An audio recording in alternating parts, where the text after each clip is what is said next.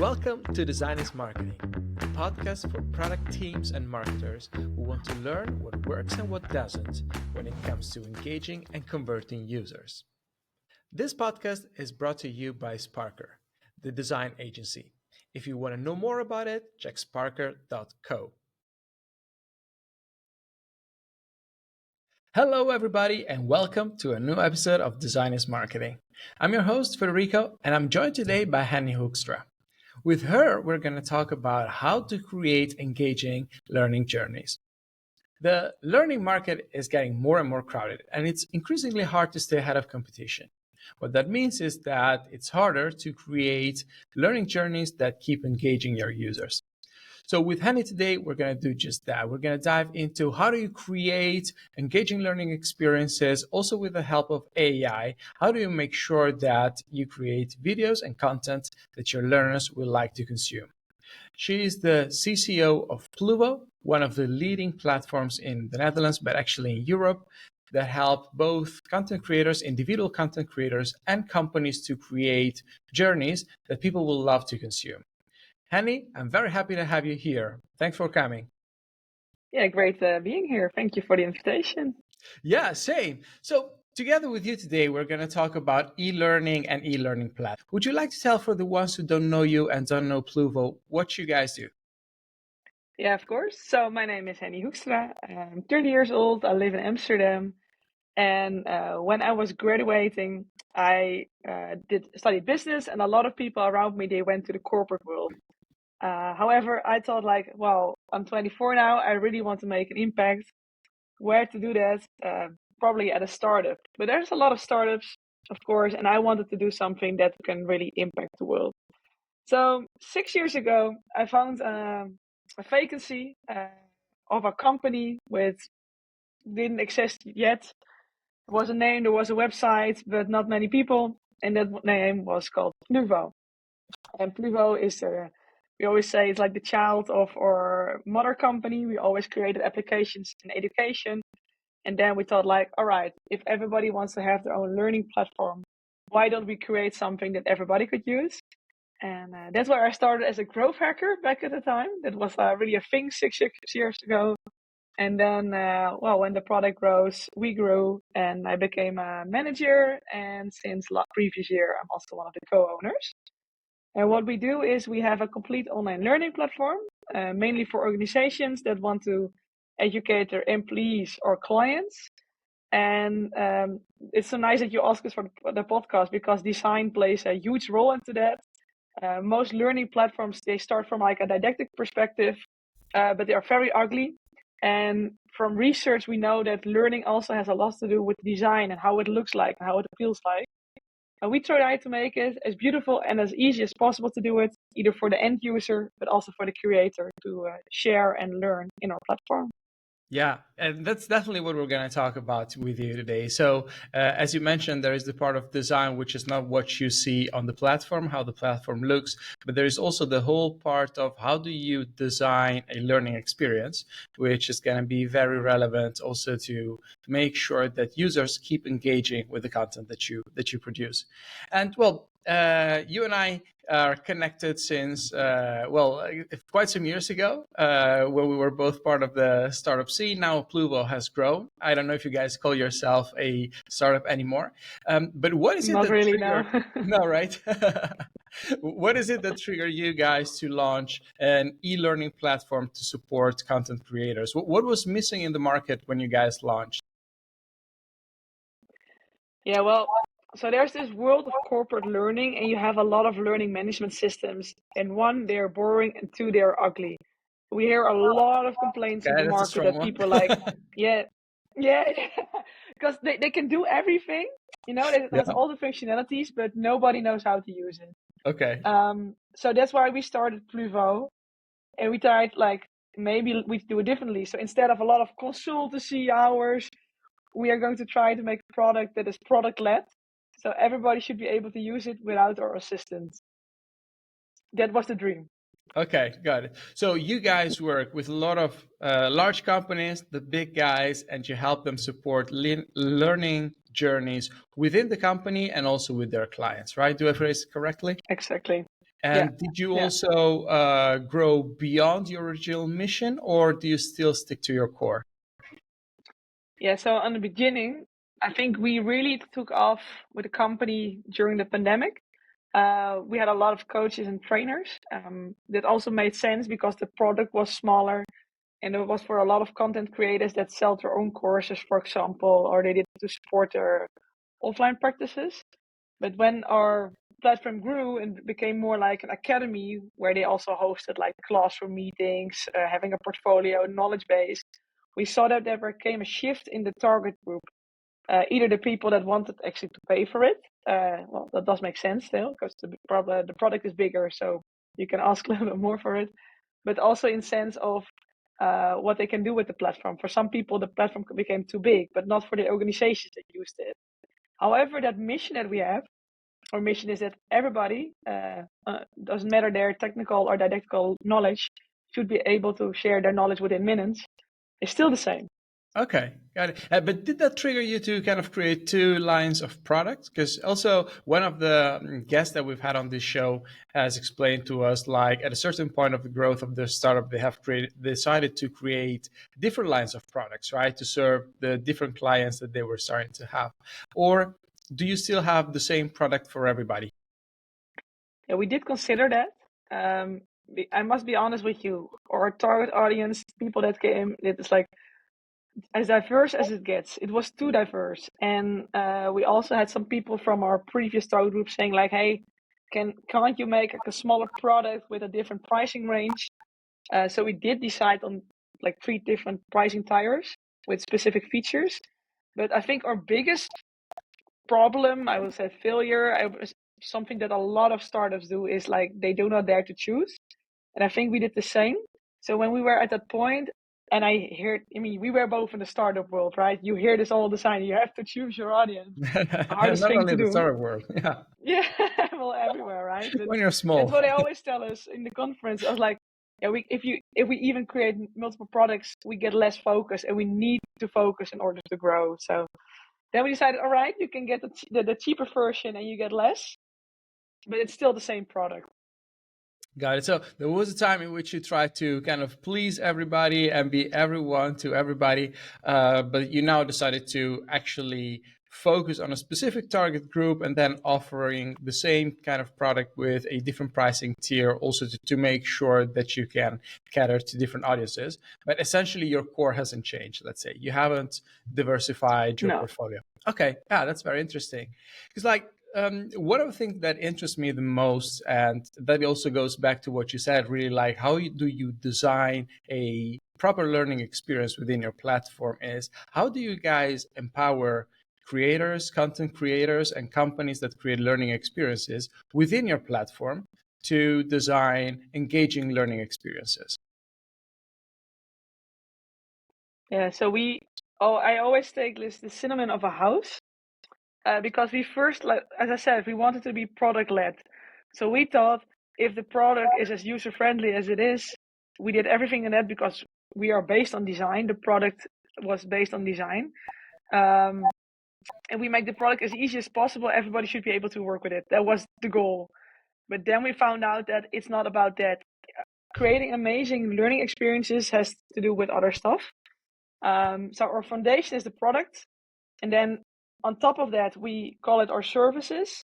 One thing that people told me that we would never keep up with when we were growing bigger was our great customer support. We have an average response time of 5 minutes. So if people have problems, we help them.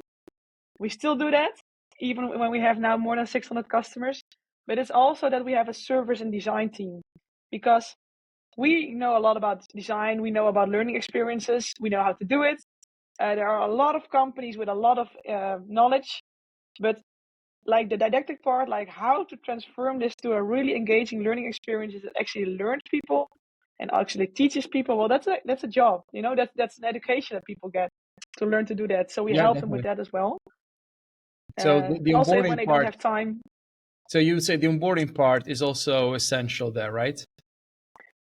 Yeah, so either we train them or we really help them with developing the online learning content. So we create Got it. blueprints, we do user research, also user research and learning. I think Cool. learning has a lot to do with design as well. And one thing that we also do is we always also share a lot of knowledge. So we also have a podcast. We share weekly blogs. We organize events because we really found out like, okay, there are the people that don't have time or they don't have the resources and they just give it to us to build it. And you have the people that really want to build it themselves. Well, the product is very easy to use. However, it's nice to educate them to become much better in sharing this content and creating learning journeys. So it's like, we always call it like the 3-part house: the foundation, the product, the services, and our community and knowledge sharing. That's amazing. That's amazing. So actually, yeah, just to rephrase what you said, what you have noticed is that providing sufficient onboarding in the initial phase, but also an amount of resources such as such as podcasts, such as other resources that you guys provide, can really help to create, first of all, a good first impression, but also make sure that people get started, right? Because that's Yes. extremely connected to the engagement within your platform.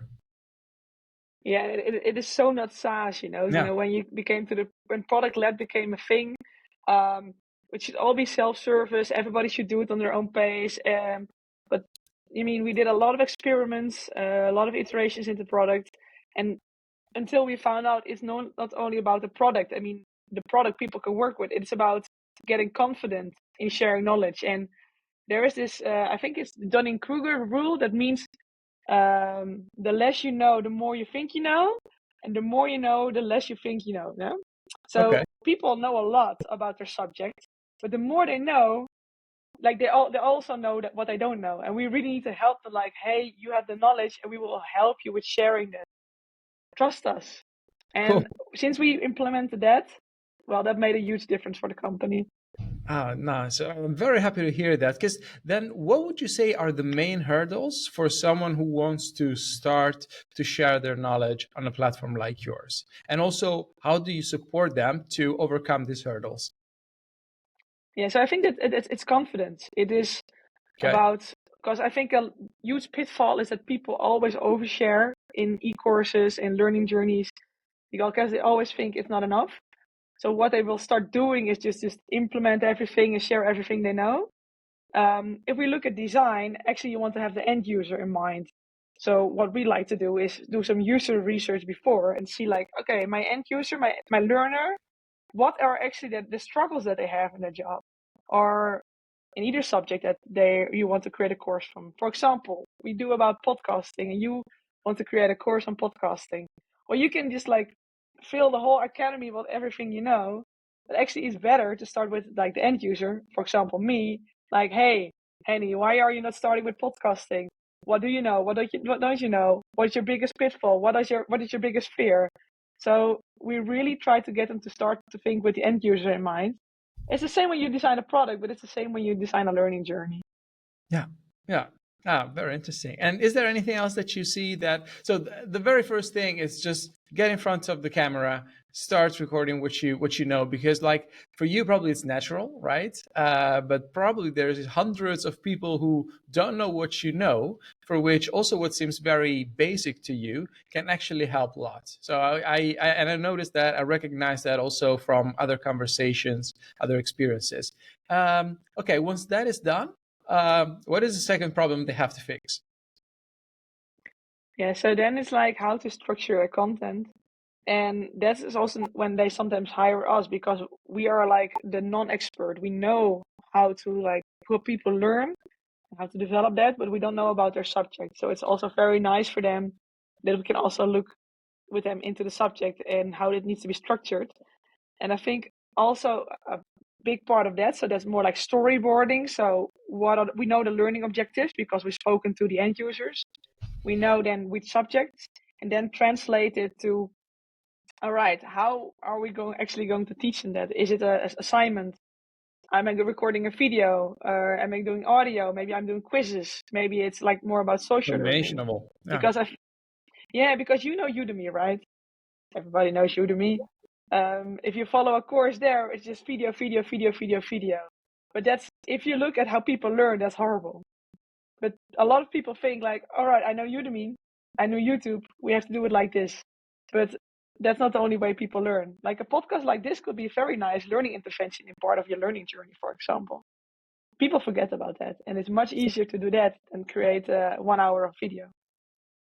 Well, that's what I hope for, right? And that's also been in the title of the podcast, Design is Marketing. So really the mission of the podcast is to inspire people to combine these two worlds and how marketing and design as actually not separate things. Because I noticed that especially from the design part, we often tend to forget the business part. And that means that business people think of or designers as just the ones of like colors and images, but design is actually much more than that. As you guys have say not just discovered, but as you guys show every day. So yeah, that's good. Yeah, but if you look at learning, for example, if an organization creates an academy, the difference that design makes is huge. And people sometimes neglect that because they say like, "Oh, we do it ourselves," and just create something in Canva. But they're like, our good designed learning experience has great design.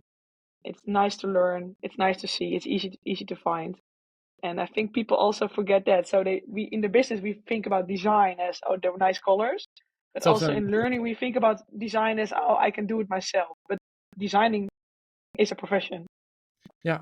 And so what are the things that matter the most when it comes to design, and what is the impact of these things?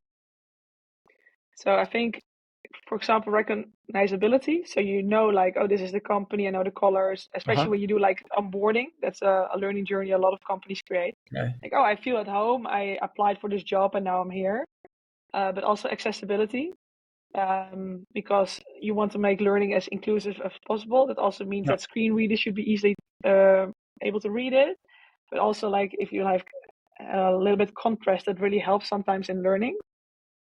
Sometimes people take that too far. They use way too much contrast and people cannot read it anymore. But those are things that you should take into account. And I think it's also important that sometimes you just visualize things. So, for example, we talk about creating a podcast. It's very nice to have some infographics or interactive images as well, to help supporting in learning. One of the learning rules is it's a very good way. If you have an image, you can learn from it.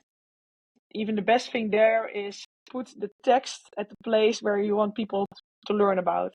That is sometimes a design hassle because learning experiences, people can say, this is how people learn, and designers will say, well, it's ugly. But that's an interesting playing field. But those are a lot of things that people should take into account when designing in learning. Yeah, definitely. So things that not only have to look beautiful, but also functional for the audience. Yeah, and Exactly. not to Yeah. forget the fact that I guess especially for corporates, right? They must appeal and be in line with the needs of a very different audience, and not every demographics or target group consumes information in the same way. So there are definitely audiences that are used to consume information in a more traditional way. Yeah, exactly. And I also think that there used to be a myth about learning styles, that everybody has their own learning style, well, it's proven to not exist. The most important thing is that we change it up. So use a mixture of audiovisual materials, for example. And that's what they also say, like, oh, the Gen Z, they only do TikToks, so they can only learn 1 minute at a time. Well, that's also not true, because they can learn for a longer time if you keep them interested. Okay. That's an interesting one. It's a bit different from what I've heard from another platform that I've hosted here on this podcast that said that the most effective videos tend to be, for example, in their case, between 2 minutes, 40 seconds, and 3 minutes. Do you see something similar? Yeah, we also did quite some research on that. And actually, you can have videos up till 6 minutes from scientific research if it's a good video and you really get their attention. I Okay. mean, I have a little bit ADHD, so for me, 6 minutes could be very long. However, if it's a good video with a good build up and a lot of change, then people can watch 6 minutes because we can also watch Netflix, right, for like hours. Well, But without if you stealing look, your phone. yeah, well, That's yeah, impressive. I can do this if it's really good, yeah. But if you look at the statistics, it goes up, and at 6 minutes, it increasingly drops. So Okay. if we create videos, it's 1 or 2 minutes, honestly. I mean, I'm standing Yeah. in the video studio. We always do like 1 or 2 minutes. However, you can make it longer, but never longer than 6 minutes if it's like an informative video. Okay. And I guess I would like to ask you then the same question that I asked back then. What do you see the most successful content creators doing on the platform, or in general, successful learning journeys on the platforms? What do they all have in common? Yeah, that's a very boring answer, Oh, but okay. it's it's project management. Okay. Would you So like to explain more what you mean by that? yeah, I think a lot of people they start and they have high hopes for the launch and they want to do everything, and everybody is responsible, so nobody is responsible. And I really see the difference between companies that have an allocated project manager that, like, for example, the learning development manager, but could also be like a project manager in general, that makes sure there are like weekly or bi-weekly meetings, that make sure people get their deadlines. Because developing a learning journey mostly is something they do next to their job. They're a knowledge level expert. They have their job, and then they have to also develop the design and the learning journey. And then Okay. they forget, and it's not a priority. But when someone tells you like you have to do this and you have a deadline, it's easier to do it, right? Yeah, definitely. Yeah. Yeah, I guess that's also the case, right, with company training. So what you're saying is that you need to have, as a company, someone who's responsible for the project and who's able to coordinate all the resources that you have allocated to this. And do you see Exactly. companies having a very specific profile for the project management of something like this, or can anyone be responsible of this kind of creation? Yeah, I think people that are in general great project managers are very structured, Okay. are calm, I think. So probably if you would look at profiles of great project managers, they all have some similarities. Okay. Um, but But it's you not that don't I can say, oh, it's this profile. okay, you don't need a specific skill also just to get started. Yeah, it's also a little bit personality. I mean, I know good project managers, I know bad project managers. And the most important thing is that you keep it overview and you're structured and you know how to do the time management. Okay. Now, because what I was trying to get to is also like, as a company, let's say that you want to create a learning journey for your employees. Is there anything like, can any company just start, or do you need specific competences in-house to get started? Yeah, so I wouldn't say they need specific competences. They need to have the people with the knowledge, with the expertise, because they can rent the expertise from us. So design, videos, but also like learning experience designers, we have them in house. So Okay. either they have it, and then we use that project team, and then we will help them with setting it up, with implementation, or they will just get like a temporary person from us that helps them with developing for the competence they don't have. So there's a designer. It's always a designer. It's a learning development specialist. It's a knowledge level expert. So they like the expert on the topic. Test users. Well, they mostly have these people as well, but they sometimes don't have the designer or the learning development specialist, or they have them but they don't have time. Then they also get to us, say, hey, can we please borrow your expertise? Got it. Okay. Yeah, that's also what I wanted to hear. So, really, there's like four key competences that are needed to launch a learning journey as a company training. Yeah, and there are more roles. I think there are 7 or 8 roles, but I think these are the most important ones. And Because also the project manager and the is one project of manager, those. of course, yeah. Yeah, yeah, Because yeah, yeah. what I hear missing here, for example, which might be more important with for other kind of courses, is someone who's in charge of the distribution, right? Because then, as when you start something for a company, well, you don't need to market it, but still you have to make sure that people feel follow the material that you're launching. So, do you see any hurdle with that? And is there a way in which you help companies make sure that every one of the staff listens to the courses? Yeah, I think that's a great question. We didn't discuss about that, but that is a thing that a lot of people tend to forget. So if you're like a content creator, you want to sell the course, of course you think about your marketing and sales. But actually, if you're launching an academy internally, it's all about your own marketing as Yeah. well. So for if people take the implementation package with us, we also help them setting up with a communication plan. Like, hey, what are we going to communicate when? Sometimes it's also like physical things like posters. We put that next to all the coffee machines. We do a launch event with them most of the time, some webinars, and also after that we keep communicating. Like, 4 or 5 emails about the new platform. Because if we don't do it, or you do it only once, people are like, we'll do it once. And then they tend to forget. So yeah, what you say, it's very important to think about the distribution, because you put all the time in it, and if nobody uses it, it's so sad. Yeah. And also for some things like compliance and other sectors, sometimes it's strictly needed. So you really want to make sure that people do follow it. And you also want to have some kind of way to track the engagements within these courses. Got it. So what I hear from you is that you guys really offer full support that goes to everything you can really possible think about the launch, ideation, and distribution of these courses. Yeah, exactly. And compliance is easier because they have to do it. And they also have a team manager who can see in the platform, like, you didn't do it. So that's easy.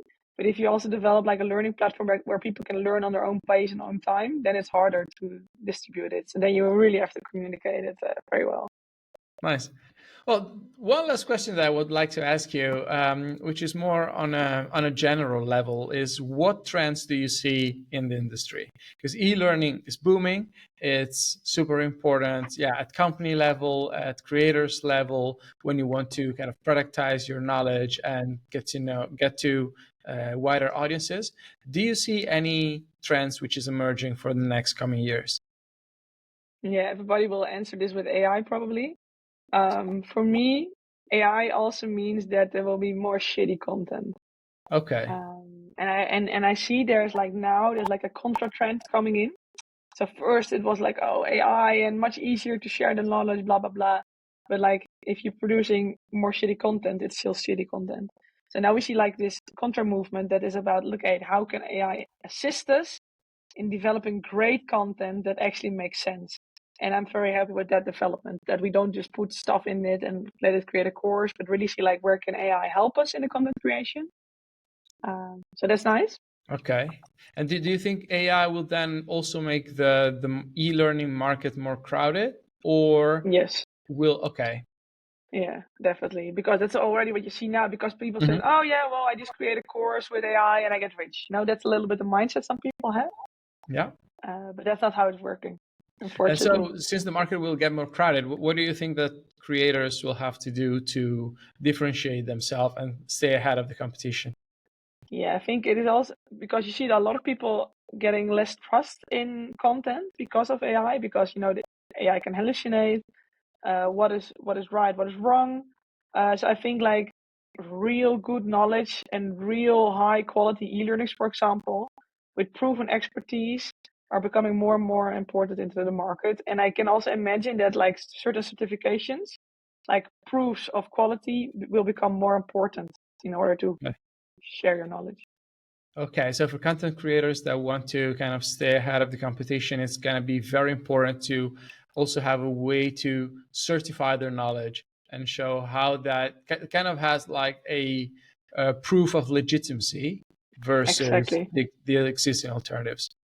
Yeah, and I think in a couple of years this will exist.